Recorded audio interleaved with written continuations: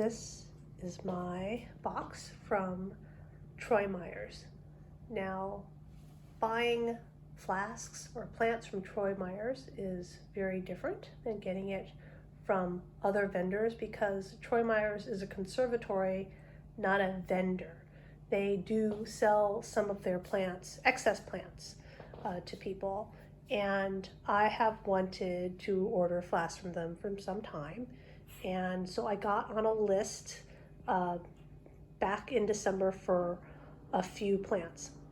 And I wanted to go over this experience because I ended up with some grade D plants that they wrote me especially to discuss whether or not I really wanted them.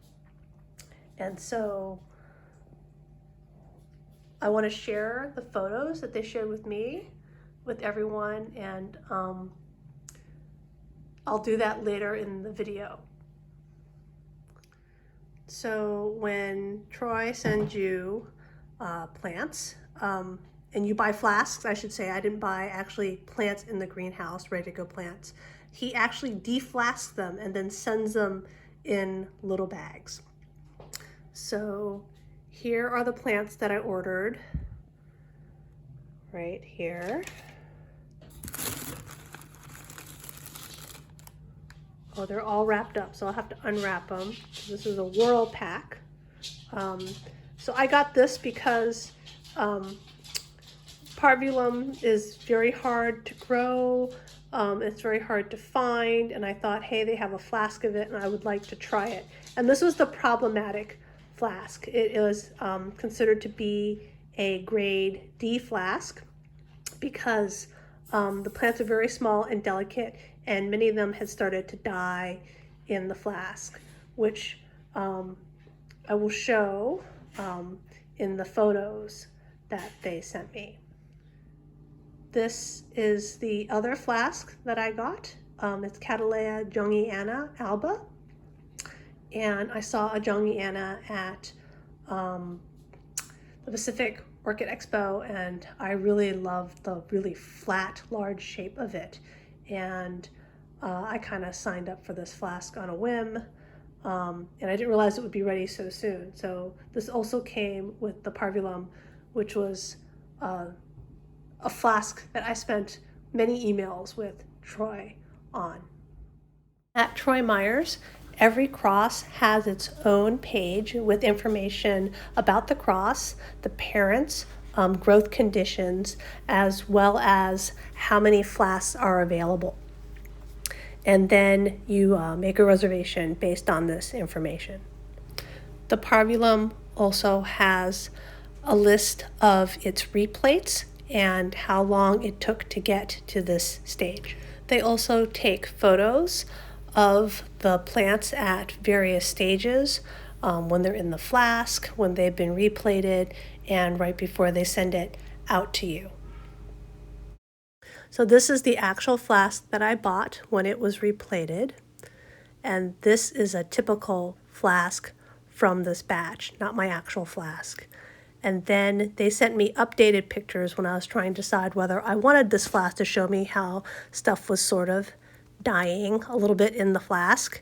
And then finally they took photos after they took everything out of the flask and included them in my invoice before shipping me the plants.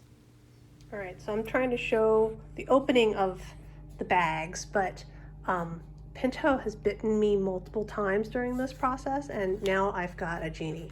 So it comes in this whirl pack, which I'm assuming everything inside the pack is sterile, and I'm about to unsterilize all the stuff, that they do this under aseptic conditions, right? So here's the Jungiana still in its pack, and here I have untwisted the Dendrobium parvulum, right, and laid it out flat, and I guess this is sealed. I'm gonna have to break the seal. Oh, so scary. Oh yes, right here.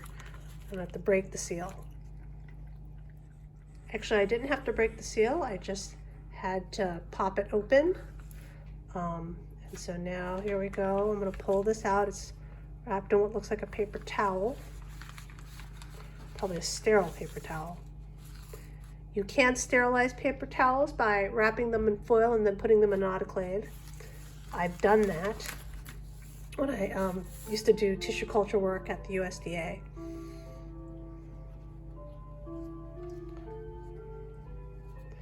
This is literally why I don't want to do flasking at home, because I wouldn't have an autoclave.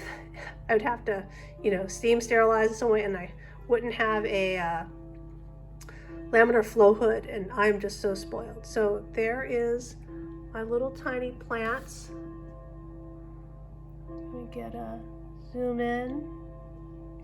So there they are. Parvulum is not a very big plant. So these are actually quite well sized for parvulum. I'm going to put these in my tank for now, and then I'm going to try to probably mount them up. There are instructions for potting up plants from Troy Meyers, but I know parvulum is going to be very difficult and it's going to want to be cool, so I'm going to really have to pay a lot of attention to these to keep them alive. But I bought a flask with the hopes that with a lot of plants I'd get one of them to maturity. All right, I just wanted to show a quick comparison. So right here is my Alba parvulum that I got from the Tarzan group last year, and I'm actually quite proud that it's still alive. And then next to it now is the flask with the seedlings on it. So you can see parvulum's not a very large plant. Obviously the seedlings are still quite small. In comparison, I mean, my adult plant is a giant, and they are quite tiny. And so this flask was actually graded D because the seedlings were so small. But you can see they're actually quite plentiful. So I'm hopeful I will get some to adulthood here. All right, and this right here is my Cattleya Joneana. And I'm trying to open it without cat interference, because the minute I pressed record, Pinto came over. And yeah, pull tabs, and you just pull it apart. It has wire, it stays open. Just reach in.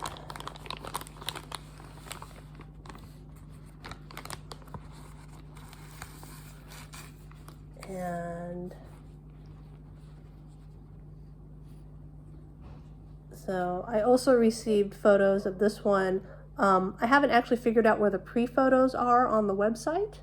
You can see that a lot of old bits have died on this, but there are some fairly large seedlings in this. So this I'm probably going to put into a community pot. And actually, I don't know if I'll put it in my tank or not. I may try it in the tank. But yes, this is going to go into a community pot.